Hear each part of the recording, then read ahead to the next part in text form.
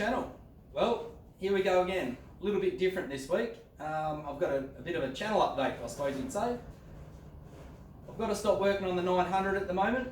We're very busy at the shop. We're doing new bikes, servicing, tyres, just keeping the world running, and I'm sort of struggling to find time to do this bike. It takes about 15 hours a week to film and edit the upload for you guys each Friday, so I'm going to have to stop that for the moment, wait until the rain comes in, the world slows down a little bit, and then we'll crank it back up again. Thanks for all the comments and all the help, especially the last one where we got the swing arm adjuster bolts out.